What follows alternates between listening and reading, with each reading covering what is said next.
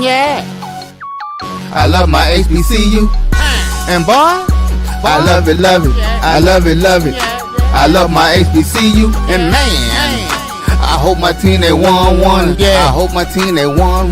Yeah. Man, I hope my team they won. Yeah. I hope my team they won. Yeah. I tune into the HBCU Sports Lab to see if my team won or lost. If they lost, I'm quiet as a mouse. But if they won, keep tab. I'ma do the dab, yeah. Dr. Cavil, he know what he be talking about. Mike and Charles, they know what they be talking about. They compress the analytic data with the hip hop. If you know them like I know them, they gon' tell you if your team, if they won or lost, and who the ball. So listen to Professor, yes sir, and pay attention, cause he gonna teach a lesson. This is Dr. Cavil with Inside the HBCU Sports Lab as I pat the fro there. Make sure I look decent for the show as we get into it. First it was the tie and then the internet. I have a hard wire in my emails. Wouldn't send all my stuff to myself, so I couldn't send it to you all. Never understood that one. That's a different one.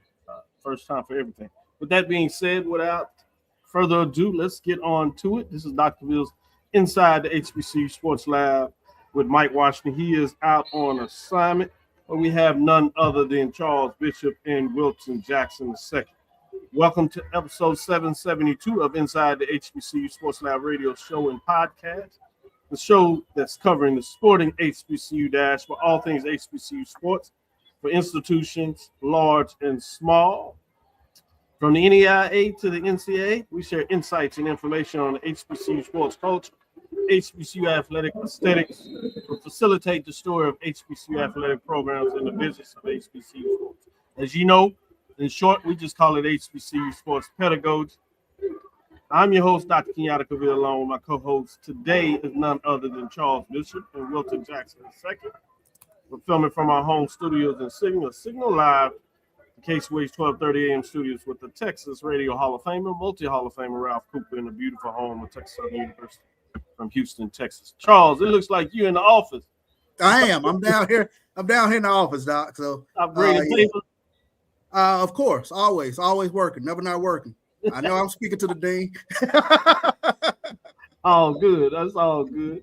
Wilton, Professor Mode as well. Got him out of the office for a minute. How you doing? I am doing good, Doc. Glad to be here. I am not in the office right now. Typically, I would be still getting adjusted to things, but I'm actually at home. Don't worry about it, young fella. You can handle it. It's just a couple of folks, students. They're going to ask you a whole bunch of questions. Just make sure you answer a whole bunch of answers. Yep, that's the answer. Is in the syllabus. You might even get you a T-shirt. Yes. It's in the syllabus. So that's going to be half of the questions. Because for whatever reason, they seem not to want to read. But without further ado, since we're hard at it, let me give you an update. We are looking at Alabama State here on the road. They're leading in the first quarter, 15-11. Janetta Hayes is back at her former institution, and she holds a lead with 3:45 left in the game. But it is a good one early on here in H&P Arena. We'll give you a couple of look-ins here and there throughout the show. But before we do that, let's go to you, Charles. How are you doing today? Doing well, Doc. Doing well. Talking about Texas Southern women's basketball. Very appreciative for a couple of coaches to stop by my coaching class today and kind of talk about their foray into the coaching business and then to promote Texas Southern women's basketball, especially on a Thursday night. So, I like to do something special for my students on Thursday night. So they'll be checking in with me when I get out there on the court. So I like that. It's a good deal. Good deal. Checking in on the old professor. See what he thinks of things going on. That's good stuff. With that being said, we got the new professor. Wilton Jackson, what's on your mind? Well, I was gonna get into some weekly honors, so go ahead and start with that. That's a good deal. Yeah. I'm gonna get into the SWAC weekly honors. Bethune-Cookman's Jacoby Hetty, Jackson State's Deshaun Ruffin, and Texas Southern's Bryce Roberts, and Prairie View's Dante Horn were the SWAC men's basketball weekly award winners. Player was Jacoby Hetty. He was impressive offensively in a pair of games against Southern and Mississippi Valley State. He posted 44 points, 7 rebounds, 5 assists, 3 steals, and a block as the Wildcats improved to 3-1 in conference play. Co-impact player was Roberts. He had a significant presence on both ends of the floor for Texas Southern this past weekend of competition. He averaged a team leading 23 points per game during TSU's outing at Alcorn State and Alcorn State and Jackson State, excuse me. The next co-impact player was Ruffin. He averaged 22.5 points and 13 assists per game in 2 games this week, while also averaging 2 rebounds and 2 steals per game. He also finished the week shooting 50% from the floor with a pair of 3-pointers, while also shooting 78.6% from the free throw line. The newcomer this week was Horn. He led the Panthers offensively in both contests this past week, averaging 35 points per game, while shooting 48.7% from the field and 42.1% from three-point range. He contributed 4 rebounds and 3 steals per game against Jackson State and Alcorn, respectively. Good stuff. Good stuff. Charles, do you have any honors that you want to show out, or are you going to go in a different direction for your news of the day? Yeah, let's take a look at the. No, I'm going to look at the MEAC weekly honors. Take a look at the MEAC men's basketball honors as the MEAC announced his basketball weekly honors for the games played this past week. Howard senior Osei Okoje was named Player of the Week. North Carolina Central senior forward Corey Carvey also earned Defensive Player of the Week, as well as South Carolina State freshman guard Noah Treadwell, who was the Rookie of the Week. We'll take a look at Osei Okoje. The 6'5", 191-pound senior recorded back-to-back double-figure scoring performances in conference victories over Delaware State and North Carolina Central. Against Delaware State, he scored 16 points on 5 of 6 shooting from the field, including 2 of 2 from behind the three-point arc, while also adding 5 rebounds, an assist, and a steal, and 1 block. He followed it up with a 19-point effort versus North Carolina Central, where he shot 9 of 15 from the floor, along with 5 rebounds, 3 steals, and 1 block. Defensive Player of the Week was Corey Carvey. The 6'9", 232-pound senior anchored the Eagles' defense in 2 conference contests, totaling 11 rebounds, 3 steals, and 3 blocks. In the matchup against Morgan State, he collected 8 rebounds, 3 steals, and 1 block, while contributing a game-high 21 points. And the Rookie of the Week, Noah Treadwell from South Carolina State, poured in 28 points total, 4 rebounds, 3 assists, and 2 steals, as South Carolina State posted a 1-1 conference record last week. He scored 19 points in a 2-point win over their rival Coppin State, and he also knocked down 6 3-pointers while adding 2 rebounds, 3 assists, and 2 steals. So those were your MEAC men's players of the week. In terms of some HBCU news, I want to get into a little bit of discussion before we take our first break.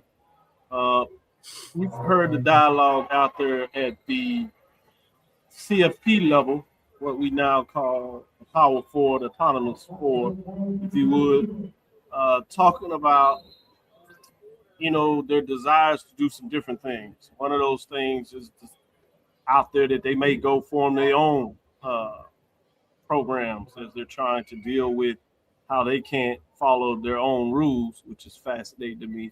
And they love to be like that Spider-Man picture when you have about 4 or 5 Spider-Man out there and they're all pointing at each other. Like, you all control the NCAA, literally control the NCAA.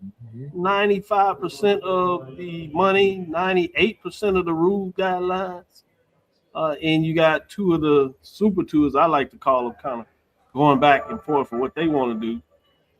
With all this commotion, what are your thoughts? How does that going to potentially fall down in terms of HBCUs, or do you think it will? I'm going to start with you, Wilton, to see if you have any indication of will this affect HBCUs in any way, and if so, what way?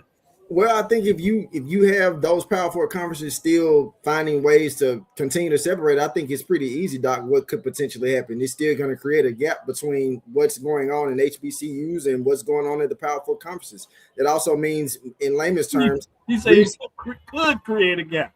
Yeah, it will create more of a gap. And it's like Grand Canyon for me. Yeah, I mean, but you really do have to look at it like that, right? Because I mean, we've said so many times, like, and it's obvious, like the lack of resources when it comes to things, lack of personnel when it comes to getting, better opportunities for athletes amongst the HBCU ranks. So it's just like, if you're like you said, using that Spider-Man meme that you just talked about, You got SEC, you got Big 10, you got the ACC and Big 12. We all just like, oh, well, we can find some other teams to put in this tournament, and we can, get more scholarships for these particular teams. And, we're going to generate the revenue because it's there and people watch these sports. So what does that mean for HBCUs? Well, I mean, it's like if we don't find a way to, again, amongst the, I guess you say the powers that be, as far as like for the different conferences, don't come up with something to continue to grow with the times, then it's going to be that separation, a continued separation.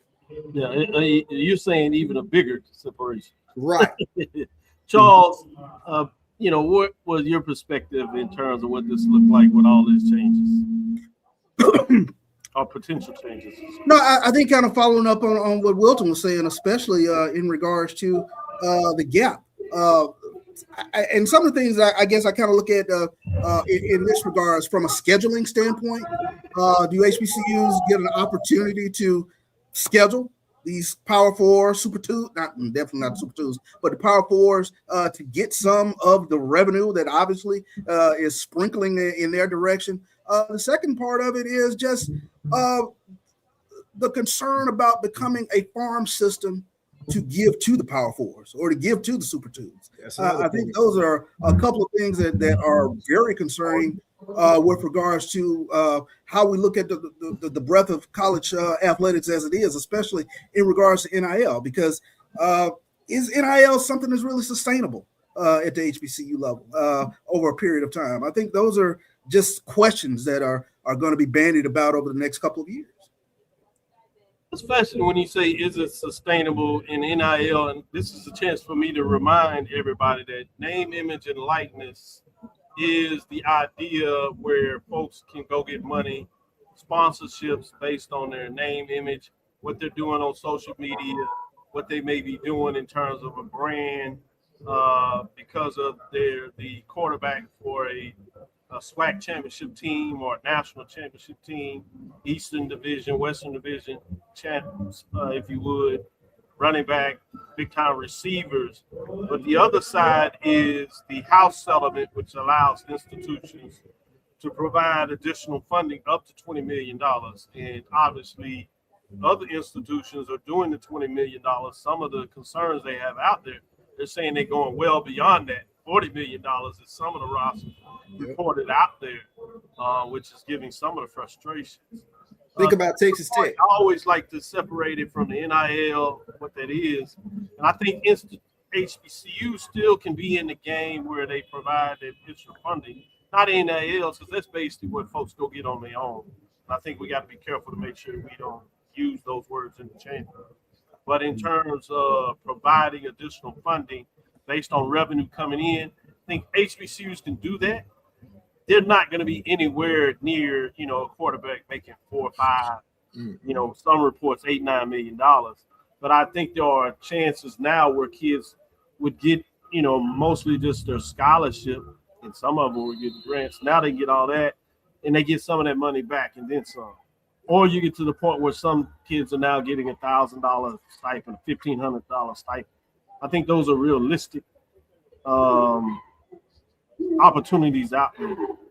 And so I just wanted to make sure we clear the difference in terms of saying NIL, yeah, that's open. You're obviously going to be in the business for that because that's not anything institutional. But as you allude to, in terms of institutional, they have the right checks and players. I think they can do that too, but it's just going to be much smaller numbers in terms of that, which gets you to your earlier point where they actually lose them. Wilton, I'll let you have the final say since you're going to check out after this segment. I know you were maybe wanting to add something to that as you were postulating on some things as I was talking as well.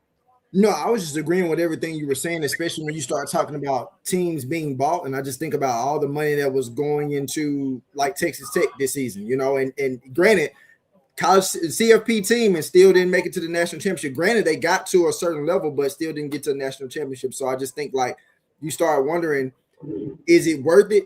Especially when you start looking at a team like Indiana that had no 5-star athletes, great coaching, great players that played together, played for one another, and now have won a championship and knocked off, a really talented Miami team. So it's just like, does having those extra incentives help? Of course it does. I mean, we won't sit up here and say like every coach going into a season is thinking like, well, we got 4-star, 5-star players. You know, in their mind, as a coach, you're thinking like, well, we should absolutely be competitive. I'm pretty sure if you're Texas Tech, you're thinking like, if you're Texas coach, you're thinking like, we're going to be very competitive this year because we put a certain amount of money into our team. We invested a certain amount of money into our team, and you were competitive, very, but you still didn't get the job. Yeah, I like one thing that Saban said, and not that I pull all of his remarks, but he said, while they may not have been 4 or 5 stars coming out of high school, by the time they were playing for their championship game, they were 4 or 5-star players, meaning they were all all college, all Americans, and certainly all conferences. So I think sometimes we get caught up with 4-star coming in. Do they have a maturation throughout the thing? I will say this to your point, though. If we've learned anything about capitalism in America, I already know where you're going. They're just going to spend more. Yeah. They're not going to be like, oh, man, I think this is going down the hole. They're just going to try to be smarter at what they do, whether it's the way they set up, the agreements. I don't like to call them contracts because there's no collective bargaining. So that's why players can still leave and people, have frustration with that. There's a simple way to do that. Just create a collective bargaining agreement. Then you can write all the contracts you want and you have that system. But in terms of your ultimate point there, Wilton, in a lot of ways, is I'm just opposite. I think these folks with these money, they're going to go dig deeper. Some of them are so bad as we see they're corrupt. They're just going to cheat harder, find different ways to do it. and Doc, I don't know if we have time, but I'm just curious. I mean, Duke right now has a lawsuit against their quarterback trying to enforce a contract of some sort. I'm a little confused in that regards. We got to really get into the litigation, and I don't want to overdo it. And I promise Wilton will get him out of here. But I will say this on that. In terms of that, be careful what's writing on somebody that really doesn't know legal talk, and especially what's out on social media. Folks try to interpret without going a day in law school. But one thing that was talked about in there, they didn't even have a plaintiff. They didn't even put Miami's name in there. And so they're working on a young man. But all it goes down is what was the legal framework of the agreement. And so one of the things is supposedly in terms of Miami, that they were going to make sure whatever restitution Duke needed to pay him and agree to, it was going to go back to him. So what are you suing for? You suing to make somebody stay? The legal system has already said that you don't have that ability. That's why folks are transferring. They can try to put frameworks around transfer, but he's within the portal. So what kind of legal standing do you really have other than trying to make sure you get your money back, which it sounds like based on what was out there, that he was going to do that anyway. Yeah. You're trying to force somebody to stay essentially. All you is trying to do something on a moral perspective in terms of the legal newspapers that are out there, trying to make somebody get a negative spin that they won't honor their word when coaches leave and never honor their word whenever they find their next agreement. But let's take this first break, come back on the other side. We're going to talk about the poll rankings, and we'll bid Wilton to do. Thank you for your time, Wilton. Wish we'd have had you a little more, but the internet would not be my friend. We'll take our first break, come back on the other side, chop it up with Charles a little bit, get into the mid-major, if you would, and then we'll follow up in a following segment with the major division. Have a good one. Don't give him too much hard time, Professor Jackson II. I'll try not to. We'll be right back after this break. All right. This is the Dean. Greetings, Santhus. My name is Roland Austin, and I'm one of the directors at the 1876 Athletic Foundation. The 1876 Athletic Foundation was formed to promote the success of all 343 student athletes. Our overall goal is to fund scholarships for all of our student athletes. We ask that you help us in achieving this goal by donating to the 1876 Athletic Foundation via the QR code below or 1876.foundation. Your generous donation will help us continue to assist the needs of all of our Panther athletes. Thanks, and go Panthers. For over 30 years, HBCU Image has been more than just an apparel store. We've been a movement, a statement, a legacy. We celebrate the pride, the purpose, and the culture that make historically black colleges and universities legendary. Whether you're a student or a lifelong supporter, our gear lets you wear your HBCU story with confidence and style. Because when you wear HBCU image, you're not just wearing clothes. You're wearing culture. You're wearing pride. You're wearing purpose. HBCU image, a Kenny T's company. Compress the analytic data with your hip hop. If you know them like I know them, they gon' tell you if your team, if they wanna law, and who the ball. So listen to Professor, yes sir, and pay attention, cause he gon' teach a lesson. This is Dr. Bill with Inside the HBCU Sports Lab.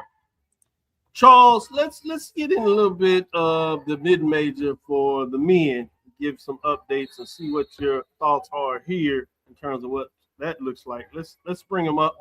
That's the major division. Let's do the mid-major first and save a little bit of mid-major for the following segment. So as he's pulling that up and getting that ready in terms of what that looks like, early indications for you in terms of Charles, the mid-major division for men. What are your thoughts in terms of who's playing some good basketball? Obviously, you got Morehouse with the big rivalry victory we talked about last week over Clark Atlanta, and then you had Tuskegee probably surprising Miles in some ways, even though they were playing good.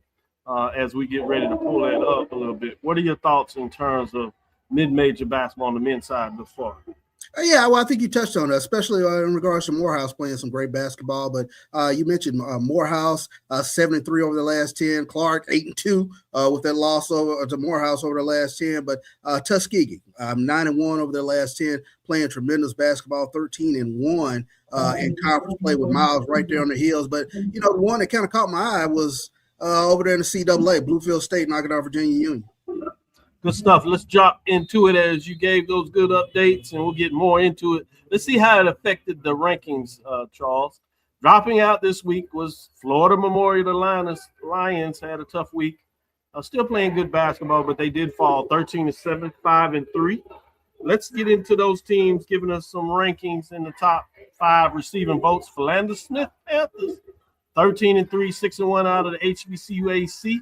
Can't quite get in the HBCU top 5, but they've climbed up a little higher. Look at Morehouse Maroon Tigers. AD would be proud of his Tigers in terms of where his bread is buttered. They had the big victory and they climbed up. Not in the top 5, but they're sneaking right there. 10-7. Overall, nothing to really shake your head at, but what they're doing in conference play is really nice. They're 10-3. Right behind them are the rivals. Clark Atlanta Panthers sit at 11-5 overall, 8-4. A couple of games back, certainly one in the loss column as they are there. Going to stay with the private schools. Xavier Rush, the men out of the Red River Athletic Conference, sit at 11-5, 8-3, Charles.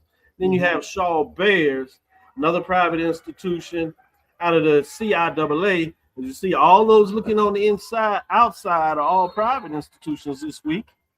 Fascinating to see with that. A little bit of the NIA, some of the Division II NCAA, some out of the SIAC, and one out of the CIAA. With that, let's get in the top 5 and see what that looks like at number 5. We have in the mix, getting in there, Philander Smith is actually in the rankings this week instead of it. So it's Morehouse that is actually receiving votes at 1.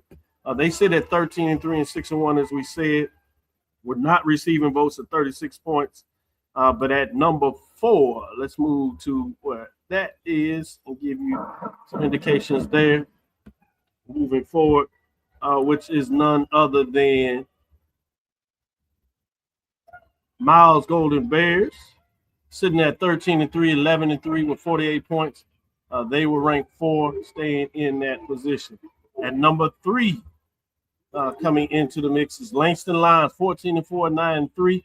Playing really good basketball overall. They are still at the top of the conference, but that conference play for them has been tough as they've kind of split weekend matchups 1-1. So they did have a loss, but they had to win.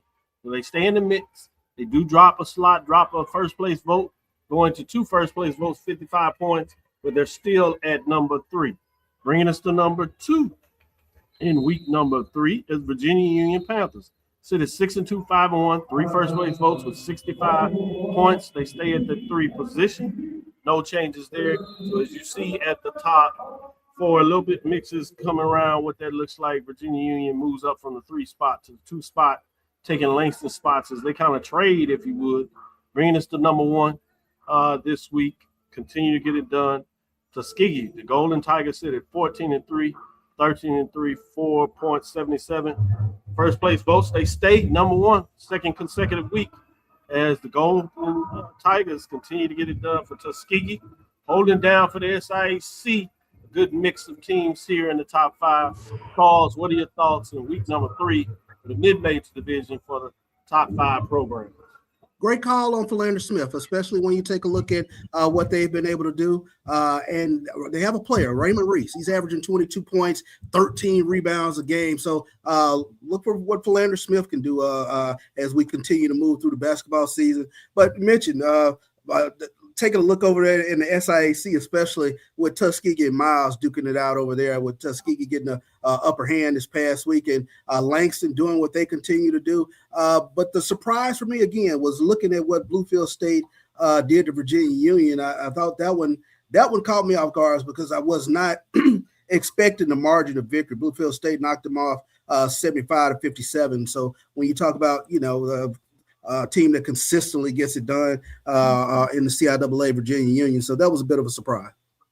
Yeah, I'm fascinated with the schedule this week as we get into it to kind of give you some updates on what to keep your eyes on this week, see where your thoughts are in terms of the mid-major division. Looking a little bit at the SIAC, you have Albany State at Morehouse.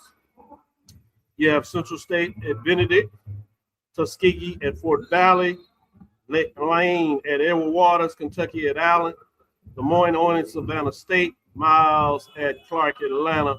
Of those I've mentioned, what has your interest in terms of the SIAC? Miles at Clark. I think that one's going to be a really good one when you take a look at both of those teams. They're sitting right behind the respective leaders in the East and the West. But Miles, 11-3 in conference play. Clark 8-4.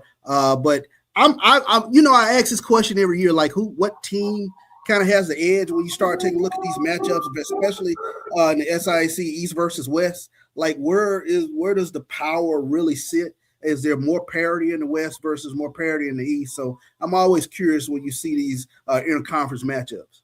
Yeah, those interdivisional matchups, you're right. Fascinating when you have everybody playing pretty much in their division. You get a couple of crossovers. You always want to see what it looks like. From that perspective, you have Lincoln, Pennsylvania at Bluefield State, Virginia State at Elizabeth City State, Bowie State at Virginia Union, Clafton at Shaw, Johnson C. Smith at Livingston. What are your thoughts on those matchups? Looking at Virginia Union, how do they get up off the deck? To see if there's a bounce back versus Bowie. So that's the one that I'm paying attention to with regards to CIAA. Good stuff. Let's take our next break. With that being said, we'll come back in the third segment and bring back Charles, the major division. See what we can talk about on the men's side, what's going on there. With that being said, let me give you an update here. Texas Southern has fought themselves into the lead, 36-34 in the second quarter with 3:50 left. So it's a good one, Charles, right here in H&P Arena. With that, let's take our next break. We'll come back on the other side. This is Ryan Fulford. AD Drew and I are co-hosts of the BCSN Sports Wrap. We talk about all things related to HBCU athletics. From the games, teams, coaches, and fan interest stories, we cover it all. You can find our shows on Facebook at BCSN Sports Wrap, YouTube at MyJBN Online, and everywhere you listen to podcasts like Anchor, Spotify, Google, and Apple Podcasts. You can also find the show on the Jericho Broadcast Network's app. Make sure to download. We look forward to you joining the conversation and being a part of the show. From cancer care to accidental injuries to cardiac care, we all know that there are times that you can't control what happens in your life. But with Globe Life Family Heritage, you can be prepared to weather the storm when it comes. Call Dr. Beverly Eagle Rogers at 877-300-8269 or visit the website at globelifefamilyheritage.com. With over 25 years of serving communities, Dr. Beverly Eagles Rogers is here to help you and your family through difficult times. Dr. Beverly takes pride in Globe Life being one of the few companies that returns 100% of premiums to clients that stay healthy. So for more information, call Dr. Beverly Eagle Rogers at 877-300-8269 or visit the website at globelifefamilyheritage.com. Into these colleges, and we have to fund our kids in these colleges, and we have to make sure our kids have seats in these colleges. And what about HBCUs? You mentioned absolutely. You got to fund them all, and you got to make sure they're properly funded. You know, the real reason why I went after Comcast and Charter, it didn't have anything to do with my cable networks. It didn't. What happened was a gentleman wanted to do the Black College Sports Network in partnership with the HBCUs. And Comcast did not accept it.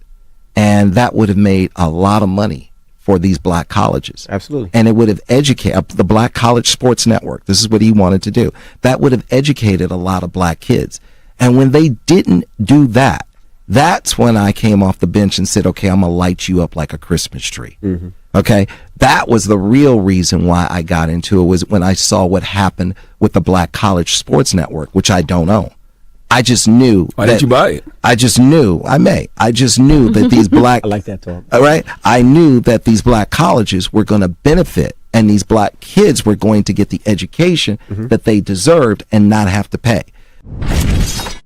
There's a shot. The right. It could be. Right field. Grand slam. What a shot. That's how you get hot, young fella. Thank you, guys, for what you do for HBCU athletics. This is a fantastic avenue for all of us. This is our ESPN, so we love what you guys do, all you guys at BCSN. We really appreciate what it is that you guys do for us.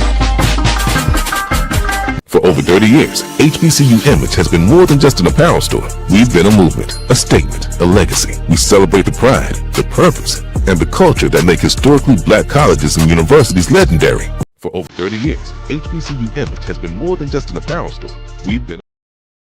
For over 30 years, HBCU Image has been more than just an apparel store. We've been a movement, a statement, a legacy. We celebrate the pride, the purpose, and the culture that make historically black colleges and universities legendary. Whether you're a student or a lifelong supporter, our gear lets you wear your HBCU stories with confidence and style. Because when you wear HBCU Image, you're not just wearing clothes. You're wearing culture. You're wearing pride.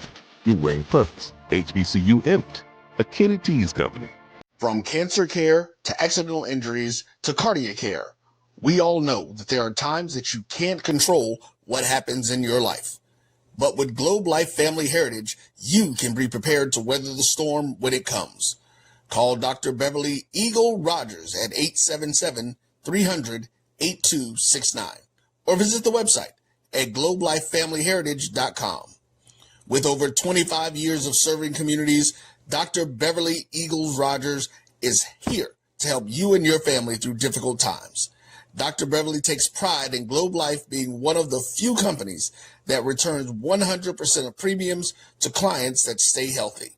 So for more information, call Dr. Beverly Eagle Rogers at 877-300-8269 or visit the website at globelifefamilyheritage.com.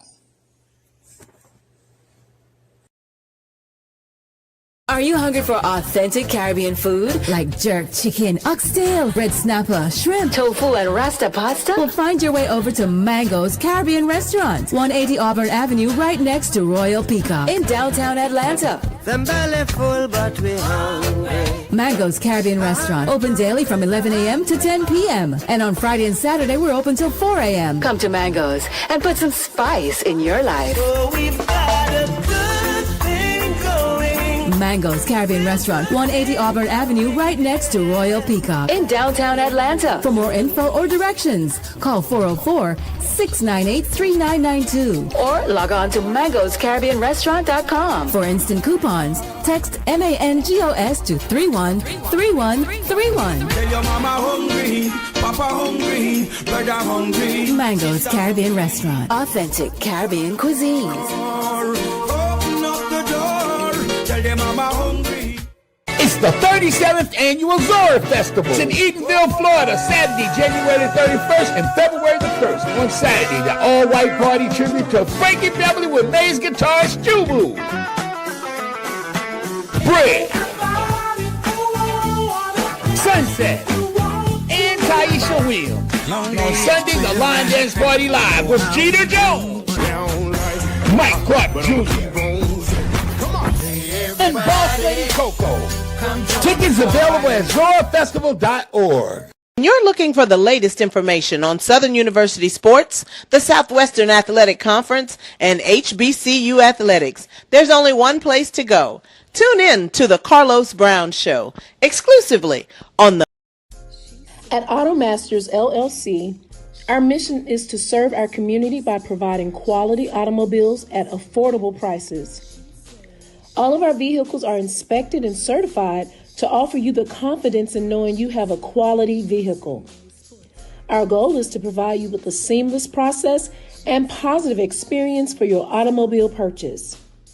Financing recommendations and specific vehicle inquiries are available at your request. You can find us at www.automasters06.com and follow us on Facebook and Instagram. Also, please feel free to contact Terrence Miles at 601-927-7794. And oh yeah, tell him Sonia sent you. Greetings, Santhus. My name is Roland Austin, and I'm one of the directors at the 1876 Athletic Foundation. The 1876 Athletic Foundation was formed to promote the success of all 343 student athletes. Our overall goal is to fund scholarships for all of our student athletes. We ask that you help us in achieving this goal by donating to the 1876 Athletic Foundation via the QR code below or 1876.foundation. Your generous donation will help us continue to assist the needs of all of our Panther athletes. Thanks, and go. Compress the analytic data with your hip hop. If you know them like I know them, they gon' tell you if your team, if they want to law, and who the ball. So listen to Professor, yes sir, and pay attention, cause he gon' teach a lesson. This is Dr. Cavil with Inside the HBCU Sports Lab. Ready and had a chance to bring Brandon King in to see what he thinks of the major division shakeup. You know, he has the Tennessee State Tigers out there on the men's side. Might have a little interest in what that looks like, Charles. We'll see if his dreams come true in terms of being in top 5 this week. With that being said, in fact, let's bring it up. Let's get right into it and talk about those teams that dropped out this week, week number 3 in the major division for the men. What does that look like? As we are getting that up and getting into that. Drop me out. Let's look at and do it verbally while we are working on seeing if we can give you some updates there. In terms of dropping out this week, 2 teams were none other than Prairie View A&M Panthers. Went to the road, went to Mississippi. Mississippi was not kind to the Panthers as they took 2 games. In both of the games, very close, but could not get it done, if you would, as they fall to 3-3. UAPB also fell out of the poll, falling to 3-3 in terms of conference play. Let's get into those receiving votes. Brandon King, sorry to tell you, they're right there on the edge, but not Tennessee State Tigers outside looking in, 6-2, 42 points. Alabama A&M Bulldogs, even though the Bulldogs beat them, Tennessee State's ahead of them now as the Bulldogs fall to 3-2 on the season. Did get a big win this week over the rival Alabama State, but wasn't enough to get them in the top 5. Southern Jaguars, probably surprising people early. They're still in the mix, but they are outside of the top 5, sitting at 3-2 with 29 points. Prairie View A&M Panthers, while they fell out of the top 5, they did stay in the mix in terms of receiving votes at 3-3. Interesting to see what they do this week against that Alabama. So we got a top 10 matchup between Alabama A&M and Prairie View A&M, if you would, down there. Hampton Pirates sit at 3-3 outside of the top 10. So as Charles gets a little quizzical about his look there, let's look at the top 5 and see what we bring to the table. At number 5, North Carolina Central, the Eagles only played 1 game this week. It was a conference game. They lost. They were number 1. They fall all the way to number 5. It's early, people. It's early. Don't get concerned. But this is what happened when you don't have a lot of conference data points, if you would. North Carolina Central Eagles fall to 3-1 on the season, bringing us to number 4 in terms of the top 4, if you would. Jackson State, those Tigers, had big wins this week as they improved to 4-1, playing some really good basketball. Gained the first place vote, 75 points. We're not ranked, but they are squarely in the top 5 at number 4. Bringing us to number 3. At number 3, we have Florida A&M Rattlers. I'm sure this is surprising a lot of folks. We know them as football, but it looks like they're going to play a little basketball. They came on late this year, but now they're coming on early. Can they sustain it? They're 4-1, 2 first-place votes, had some big wins. 86 points. They were not ranked, but they jumped in the top 5 at number 3. Bringing us to number 2, if you would. Number 2 is Bethune-Cookman Wildcats. 2-1, 1 first-place vote, 61 points. Number 3, Charles. In the state of Florida, they say they got a lot of speed, but they must learn how to lace them up as well because they got some basketball sneakers, particularly for the SWAC, because they're squarely in the basketball business. I see Brandon with his chin up. He may not believe in those Florida teams over there. We'll see what he has to say, actually. The Wildcats are up from number 5, and they're rolling now at 4-1. Did take them an overtime against Pine Bluff, but they get the victory. At number 1 this week is the Maryland Eastern Shore Hawks. They're the only undefeated conference major division HBCU program out there. They have 4 first-place votes, 104 points, 2 first-place votes. They do have a win over a top 5 program as they beat Central. It'll be interesting to see, since Brandon is our guest, Charles, if you would, we're going to let him go first and see what kind of pity party he has.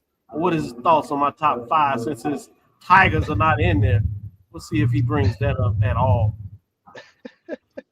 Okay, first I'm gonna take off my TSU hat so I can be objective here. I like that. Appreciate you. You good? You keep it on and still be objective. With that being said, He set us up. He set us up.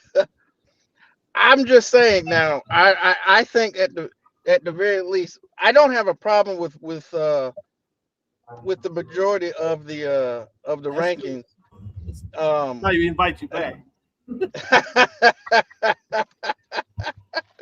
Like, you know, looking at Maryland Eastern Shore, then they're kind of been a surprise to me, but Coach Hill has got that team playing some really good basketball.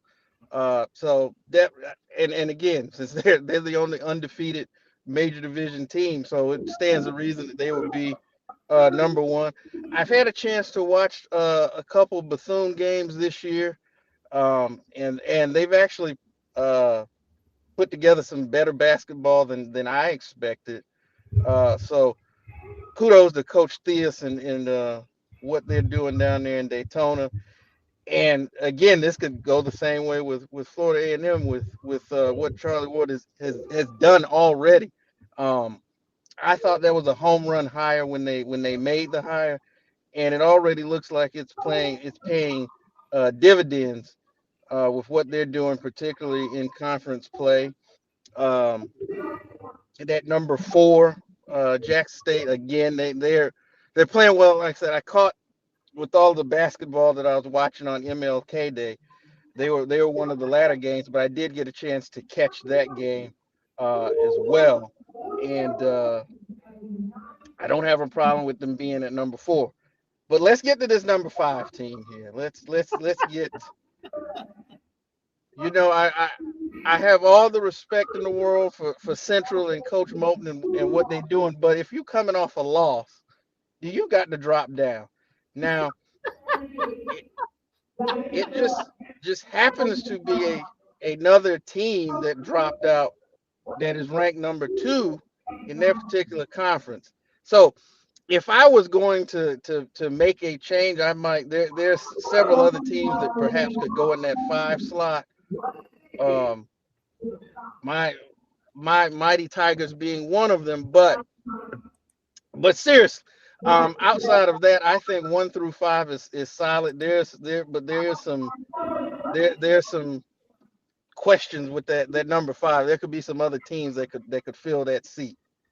Well, I heard you have all the power and influence over there at Tennessee State. Charles, I know he does his thing at Jackson State, but you used all that influence to get the football teams together, Nashville, and you talked about putting Texas Southern back on there. But on the basketball side, can you get a matchup between the John Clendon Classic from North Carolina Central and Tennessee State? Can you make that happen? Hey, I think that would be I'd love to see that. That'd be fun. Oh, yeah. With that being said, Charles, let's get back to it. Top 5. What are your thoughts after Brandon broke my heart and told me that he wants Tennessee State in there because he says Central does not belong in the top 5, Frank? I understand where Brandon is kind of coming from. I think Tennessee State has been a bit of a surprise. Especially the football folks now, they shaking hands. I know, right? Back together now, they okay with each other.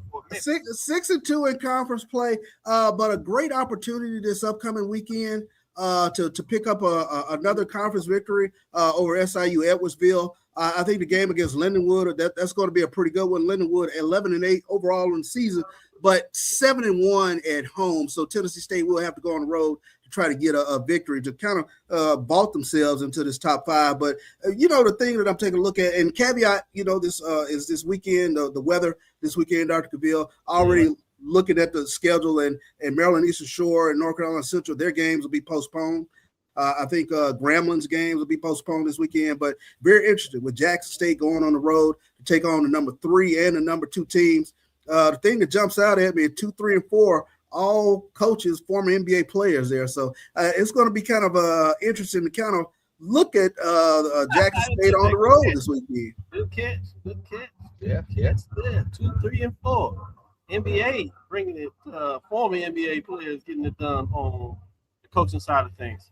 But with that being said, we'll get in a little bit of discussion in terms of our last segment to tell you about some matchups. But great dialogue in terms of the top 5, what's going on there. Let's take our last break. But before we do that, let me give you the scores of the women today. Let's start with the MEAC. We have Delaware State and South Carolina State. It's at halftime with the Hornets of Delaware State leading the Bulldogs of South Carolina State 28-23. Brandon. Charles, we have Howard leading Coppin State at halftime 27-24. Norfolk State has closed it out over Morgan State 78-52. Looks like they've learned how to score. You have the Central and Maryland Eastern Shore game postponed, as you alluded to about the men's side. But on the women's side, we see that taking place as well. Let's get into it from Ohio Valley. SIUE. We ain't got to talk about that. Say we don't have to talk about the women. Defeats Tennessee State 63-41. What? Yeah, exactly. We'll move on. Move on, like Brandon said. We'll move. I take back what I said, Brandon. That's on the women's side. The men haven't played yet. Okay. He's a women's school. In the SWAC, we have Jackson State at FAMU. FAMU has a narrow lead by 3, 56-53, with 9:10 left in the fourth quarter. We have a halftime score at the Daytona with Alcorn State on the road defeat up over Bethune-Cookman 26-19, as I said at the half. You have Texas Southern up on Alabama State 46-38. You have down in Prairie View. Prairie View continues to struggle as Alabama A&M leads Prairie View 34-17. That game is at halftime. In the second quarter, you have Pine Bluff losing to Grambling and Pine Bluff is on the road. That is 20-10 with 8:23 left. We have a final. Southern defeating Mississippi Valley State. Some people say keep your eyes on it. Not as close as we might thought it would have been, at least late in the game, 69-46. And Southern says not so fast for all you out there talking about what we have in our plans. So it was interesting there with that. We'll take our last break, come back on the other side, and get into some of the men matchups, those that will be able to be played. As Charles pointed out, we have to keep in mind the weather, and we certainly want folks to be safe. With that being said, prepare, do what you have to do. But we'll be right back on the other side to talk a little bit more about what's going on in HBCU basketball at the major division. Some key games to keep your eyes on. We'll be right back after this last break. Greetings, Panthers. My name is Roland Austin, and I'm one of the directors at the 1876 Athletic Foundation. The 1876 Athletic Foundation was formed to promote the success of all 343 student athletes. Our overall goal is to fund scholarships for all of our student athletes. We ask that you help us in achieving this goal by donating to the 1876 Athletic Foundation via the QR code below or 1876.foundation. Your generous donation will help us continue to assist the needs of all of our Panther athletes. Thanks, and go Panthers. At Automasters LLC, our mission is to serve our community by providing quality automobiles at affordable prices. All of our vehicles are inspected and certified to offer you the confidence in knowing you have a quality vehicle. Our goal is to provide you with a seamless process and positive experience for your automobile purchase. Financing recommendations and specific vehicle inquiries are available at your request. You can find us at www.automasters06.com and follow us on Facebook and Instagram.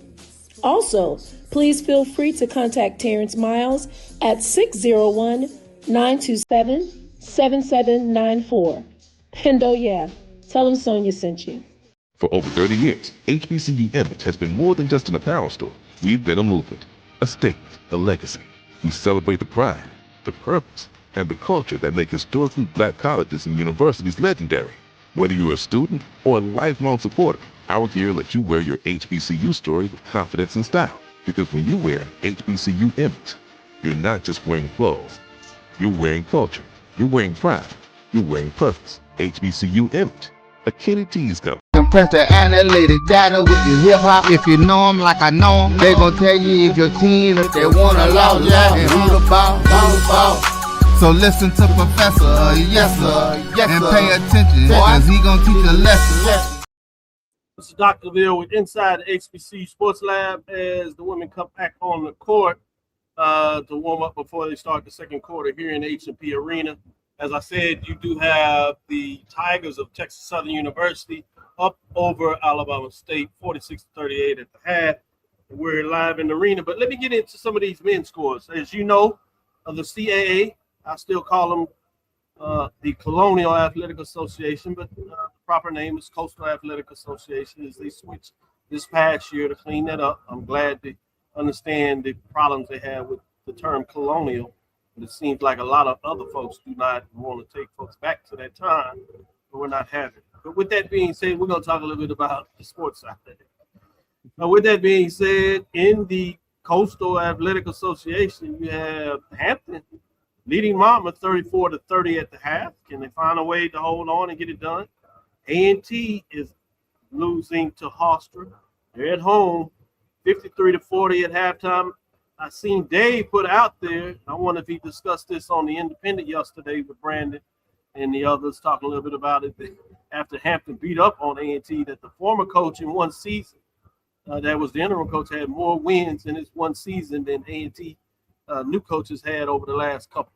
That's tough. That's not what you want to be if you're the head coach trying to figure out things. With that being said, let's see what they're doing over there in OVC. As they started that game there, Brandon, let's see if I can get you a little update before we get into some key matchups in the MEAC and SWAC. No, they hadn't started that. That kicks off at 8 o'clock, so we'll be able to catch that on ESPNU. ESPN Plus.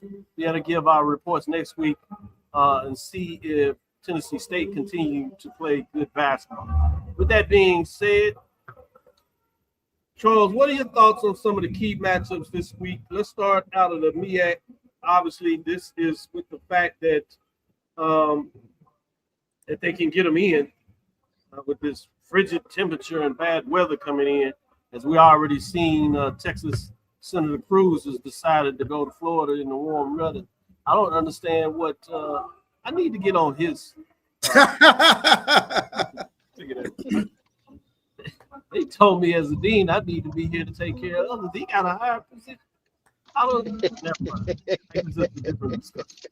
As Charles said, Delaware State at Central is postponed. Maryland Eastern Shore at South Carolina State. is a matchup for Saturday. Coppin State at Norfolk State, Morgan State at Howard. Charles, from a men's perspective, which of those MEAC games is one that you said, hey, keep your eye on this game for two, and why? The one I really was looking forward to was Maryland Eastern Shore in North Carolina Central, but that one's obviously postponed. Probably, I guess, looking at South Carolina State, they're 2-2 in conference play, but they are at home. Yeah, they are at home. Yeah, I'll take that one. I will go with that one in terms of taking a look at them taking on Delaware State. I'll go with them. Brandon, Charles doesn't seem very convincing there. What game are you looking at in terms of the MEAC? Ones I wanted to postpone. Yeah, I'm kind of agreeing with him on that. The one that I had circled on my calendar, we don't know. Well, we do know it's not going to happen when we would like to. So, tell me that the contest, Maryland Eastern Shore at Central. Since y'all over there, let me go with Morgan State, Norfolk State on Monday, Howard at Coppin on Monday, and Delaware State at South Carolina State. So yeah, the big one that would have had your interest is off the board. But beyond that, at least you got to kind of keep your eye on something to give a scoring report. Any upset out there to be had, or should it go chalk this week, Brandon? I think it's probably going to be. I don't have any upsets on my MEAC basketball bingo card this weekend, so I think things will proceed as expected. Good stuff. Good stuff. Well, let's see if we can get into a little more interesting talk and jump over there to the SWAC and see if these games excite you. I'm gonna stick with you, Brandon, starting with Saturday games, if you would. Let's see what we got going on. Saturday we have Alabama A&M at Texas Southern, Jackson State at Bethune-Cookman, Mississippi Valley at Grambling, Alabama State at Prairie View, Auburn State at FAMU, Pine Bluff at Southern. I'm going to do these both different days because there's so many games that you can pick from here that may be interesting. I'm going to do Saturday first, and then we'll come back and talk about Monday. Go ahead, Brandon. You know what? I'm going to go with the Alabama A&M game. I actually look. I've seen them up. Well, I've seen them a couple times. You know, they roughed us up earlier in the season. Yeah, I was there in the arena. Yeah, they got it to you. And I watched them this past week when against Alabama State, and I was really impressed with how when Alabama State made the run and got back into it, the poise that they were able to show to kind of get back in it and take the lead and then kind of do what they needed to do to take care of business to secure the win. So I'm actually looking really forward to that game. That was kind of the one that jumps out at me. I think Coach Jackson already is starting to really put his imprint on that program already, which I think, man, there's a lot of coaches around the HBCU basketball space that we can really say that about that are already be a follower of HBCU basketball, both men's and women's. Great. Yes. So that is one game that I will have circled, and I'll have it pulled up on one of my various devices when I'm doing my thing this weekend. So, Charles, in terms of those Saturday games, what sticks out to you? Big one, I think, for Texas Southern, especially with regards to what they get from their guard play. We're talking about Texas Southern taking on the number one defense in the SWAC. Alabama A&M has really proven themselves in regards to what they're able to do defensively. And then the parity in the league is such. I mean, there's a glut of teams sitting already with 3 losses thus far in conference, and then there's that middle ground with A&M and Southern both sitting there in 3-2. But I think this is a big weekend, especially when we take a look at the Alabama teams making the Texas trip. I think it's a big weekend for Texas Southern. Then, of course, I'm paying attention to Jackson State at Florida A&M, especially when you take a look at the leading scorer in the SWAC and Deshaun Ruffin. And I don't know what it is about him when he's on the road, but I mean, you're talking about his game highs come when he's on the road. I mean, we saw what he did the last time they were on the road in terms of what Jackson State did with Alabama State, or what he did, I should say, with Alabama A&M. Put up 39 points against Alabama A&M, put up 36 points against Alabama State. Another road game, Kennesaw State, he put up 28. When we look at the tournament at Hampton, he put up another double-digit game. But, he's one of those guys, it's hard to stay in front of him. And then when he gets going, it opens up the shooters on the wings. So you've kind of seen how that really works with regards to Jackson State. Defensively, I have some concerns, but offensively, they can score a ball. Yeah, I'm interested in that Alabama State Prairie View game. Two teams that want to kind of put themselves back in the race. So it'll be interesting to see what that looks like. I'm going to stick with you, Charles. You teased this out a little bit with the Jackson State FAMU on Monday. You have Alcorn State at Bethune-Cookman, Alabama A&M at Prairie View on Monday, Arkansas Pine Bluff at Grambling, Alabama State at Texas Southern, and Mississippi Valley at Southern. For your Monday games, you've always had that tell of the tape in terms of what happens after Saturday. It's the Monday ones that also get you in trouble, particularly on the road trip. With that being said, what are you looking at for Monday in the SWAC? Be careful. Alabama A&M and Prairie View. I think that's one that jumps out for me. There's a thin line with regards to Alcorn, where they are with 3 losses. They could have been sitting with 2 losses, but that's a good basketball team. So those are the ones that kind of jump out. And again, I think this is a big weekend for the Alabama teams in terms of where they are within the standings on the Texas two-step. Yeah, it's really interesting this week. Can anybody on the road kind of separate themselves? Obviously, the old rule in the SWAC, splitting the road, you live with that. Can somebody go on the road, maybe sneak out 2? Yeah. Or will the teams at home find a way to sweep at home and put themselves back in a different stratosphere? Brandon, where are you in terms of the Monday games in the SWAC? So I'm going to go with and it's not necessarily because of any type of early season implications. It's more or less because I just want to kind of get some more mental film on them. And that's the Texas Southern game, just because, to be honest, I haven't had a chance to watch them as much as I would have liked, just because sometimes their games coincide with ours. So I've caught bits and pieces. Yeah, so I'd really like to have a chance to sit down and kind of watch from tip to buzzer, and just kind of see what they've got cooking. What Coach Jones and company has got going on, and see what the other TSU has got going on down in Houston. So there's something about that TSU for Brandon. With that being said, let me give you some final scores as we check out of here on this segment, if you would. We do have Delaware State and South Carolina State 35-24. That's 5:38 left in the third quarter. And then we have Howard at Coppin State. They pulling away even a little further, 37-26 with 4:41 left in the third quarter. We told you about the final, Norfolk State over Morgan State, 78-52. Back in the SWAC to give you some updates before we call it a show. We have FAMU up over Jackson State, 65-63. It's a good one. 1:28 left in the fourth quarter, gentlemen. That one should go down to the wire and be good. Alcorn State, Bethune-Cookman, 37-29. Alcorn State, the Braves continue to bounce back and play some good basketball. They're rolling now. 3:26 left in the third quarter there. Texas Southern, Alabama State. Texas Southern slowly is pulling away, 54-42. 57-42 updates I should give you there. 6:14 in terms of what that looks like in that matchup. You have Alabama A&M putting it on Prairie View. It's a 20 spot now, 39-19. 6:18 left in the third quarter. You have Arkansas Pine Bluff losing big on the road to Grambling, 38-22, with 53 seconds left in the second quarter, right before half. And as we said, the Southern and Valley game was went final with Southern winning 69-46. Gentlemen, that will do it for us for our Thursday edition of the show. Thank you for listening to Inside the HBCU Sports Lab. Make sure you share our podcast with your friends and colleagues.